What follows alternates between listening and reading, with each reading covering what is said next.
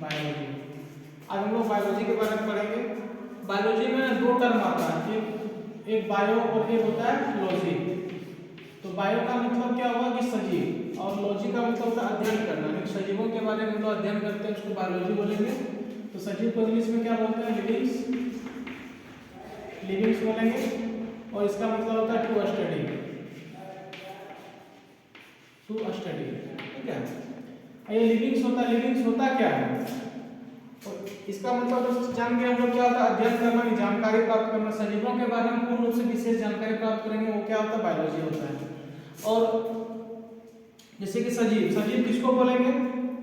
जिसमें रेस्पिरेशन हो, जो श्वास लेता हो, डाइजेशन करता हो, उन सभी जिसमें ये लक्षण होते हैं उसको क्या बोलेंगे? सजीव बोलेंगे। तो सबसे पहला सेल होना चाहिए। एक सेल होता है जो जीवित सेल होता है, कोशिकाएं होती है। हमेशा कोई भी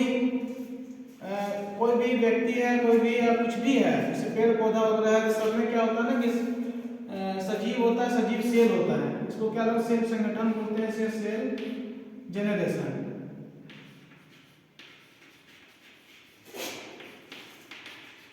सेल संगठन मतलब एक कोशिका का ग्रुप होता है। बहुत सारे हमारे बॉडी में हो तो क्या है, बहुत सारी कोशिकाओं से बनकर मिलकर बना हुआ है, तो सेल संगठन होता है। तो अब यहाँ एक टर्म है सेल होता क्या है, कैसे बनता है सेल? तो हम लोग का भी जो पहला जो सेल बनता है उसको क्या बोलेंगे? ओनली फॉर जब एक सेल बनता है उसको क्या बोलते हैं? इसको जाइगोट बोलते हैं। जाइगोट होता है जो एक सेल होता है, इसमें कोई दूसरा सेल नहीं है। उसके बाद ये खुद अपने आप डिवीजन, इस प्रकार से डिवीजन करने की इसमें क्षमता होती है। बहुत सारे ये टूट जाते हैं इस प्रकार से। एक जाइगोट है, फिर इसको टूट के बहुत सारे टूट के क्या बोलते हैं? ये एक सेल का ग्रुप बन जाता है। इस प्रकार से बहुत सारे सेल बन जाएंगे। फिर इस प्रकार से बहुत सारे सेल बन जाते हैं इस प्रकार से। और इसको क्या बोलते हैं? टिश्यू बोलते हैं। टिश्यू यानी उत्तक होता है, उत्तक कहलाता है। अब इसमें बहुत सब तो टूट के अलग अलग हो ही गए हैं। तो अब यहाँ पर है ना कुछ ऑर्गन्स, कुछ अंग का अलग अलग सेल हो गए। जैसे यहाँ का नाक का सेल है, यहाँ पर थोड़ा सा यहाँ है, यहाँ पर थोड़ा अलग है, इसमें थोड़ा अलग है। ये सभी एक जगह इकट्ठा हो जाता है। एक जगह इकट्ठा होकर बहुत सारे जो जैसे आँख का जो उत्तक है, सेल है, कोशिका है, वो एक जगह हो गई है। फिर इधर नाक का अलग हो गया, इधर कान का अलग हो गया, हार्ट का अलग हो गया, इधर लंग्स का अलग हो गया, इस प्रकार से इधर पैर का अलग हो गया। ये सभी होके क्या बनाता है? ये ऑर्गन बनाता है। ऑर्गन यानी कि अंग बन गया। इस प्रकार से अंग बन गया। अब हम लोग ना अंग, सारे अंग को, जितने सारे अंग बने हैं उन सभी के बारे में डिटेल से, जो हम लोग एक ग्रुप बना हुआ रहेगा उसको हम लोग डिटेल से पढ़ाई करेंगे। उसको क्या बोलते हैं? अंग तंत्र बोलेंगे। तो इसको क्या बोलेंगे हम लोग? इंग्लिश में बोलेंगे ऑर्गन सिस्टम। ऑर्गन सब सारे सेल के द्वारा सारे ऑर्गन्स बन गए। अब टोटल अंग अलग अलग बन गए, हाथ बन गए, पैर बन गए, नाक बन गए, दांत बन गए, सब अलग अलग बन गए। इसको ऑर्गन सिस्टम बोलेंगे। अब सभी मिल के एक हम लोग का बॉडी बनता है। इस प्रकार से हमारा बॉडी बन गया। तो ये हो गया लिविंग्स। ये सेल जनरेशन में इतना सारा आ गया। अब इसमें आता है सेल आ गया, दूसरा आता है इसमें रेस्पिरेशन।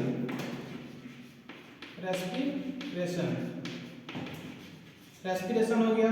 तीसरा आता है इसमें, इसका लक्षण होना चाहिए जो सजीव होता है ना, उसका जैसे कि सेल जनरेशन हो गया, रेस्पिरेशन हो गया। तीसरा आएगा जैसे कि डाइजेशन होना चाहिए। अब श्वास ले रहा है, डाइजेशन खाना खा रहा है, तो दूसरा में हो जाएगा ग्रोथ होगा, वो यानी कि बड़ा होगा तो क्या करेगा? वो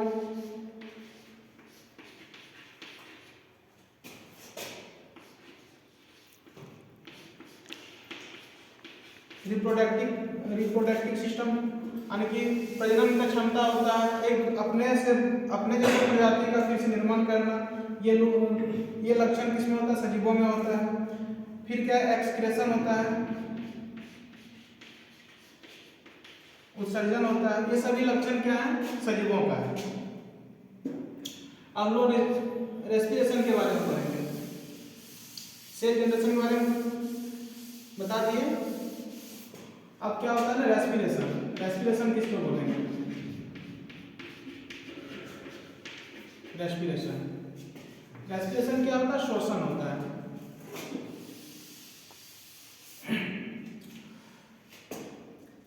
जैसे कि हम लोग नाक के द्वारा ऑक्सीजन को श्वास लेते हैं। ऑक्सीजन को श्वास नहीं लेते हैं, बहुत सारे एयर होता है, हवा होता है, वायु को हम लोग श्वास के रूप में लेते हैं। उसको ये वायु कहा जाता है नाक नोज के द्वारा।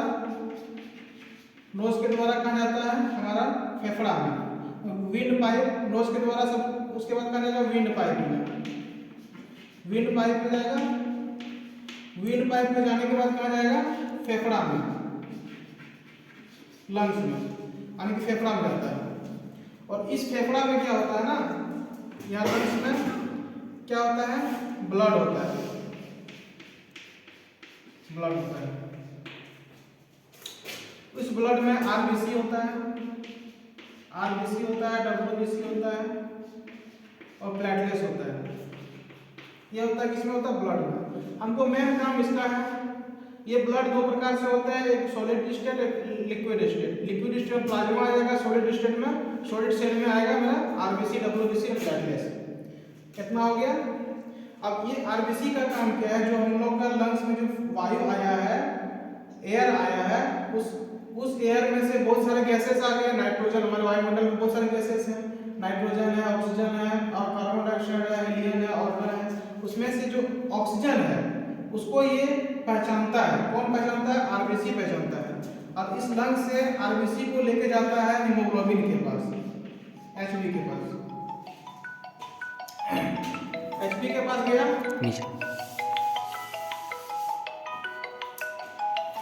हीमोग्लोबिन के साथ मिल जाता है कौन? मेरा ऑक्सीजन। ऑक्सीजन मिलने के बाद क्या करता है? जब डाइजेशन से आता है हमारे पास ग्लूकोज, ये ग्लूकोज आता है और ये हीमोग्लोबिन भेज देता है इस ऑक्सीजन को ग्लूकोज के साथ तोड़ने के लिए। और ये जैसे ही ग्लूकोज के साथ ये ऑक्सीजन जुड़ता है तो ये तोड़ देता है उसको, और तोड़ के बना देता है क्या? कार्बन डाइऑक्साइड, और एक जल बनाएगा। और तीसरा एक एटीपी बनाता है, एटीपी, एडिनोसाइन ट्राइफॉस्फेट इसको बोलते हैं। जो यही एटीपी जो है हमारे बॉडी में एनर्जी प्राप्त करता है, एनर्जी प्रदान करता है। और ये एनर्जी स्टोर होता है हमारे बॉडी में माइटोकॉन्ड्रिया, माइटोकॉन्ड्रिया नाम से एक ऑर्गन्स होते हैं जो इसको स्टोर करके रखता है। और ये स्टोर हमारे बॉडी में जब जब जरूरत पड़ता है, इस प्रकार से हम लोग एनर्जी खत्म होता है खाना खाने के बाद, जैसे खाना खाया स्टोर हो गया, एटीपी बन गया, स्टोर हो गया, जब जरूरत पड़ता है फिर ये देता है, प्रदान करता है, फिर इसके बाद खत्म हो जाता है, फिर हम लोग को भूख लग जाता है। और यही ये एटीपी है जो कि हमारे बॉडी को पावर जनरेट करता है।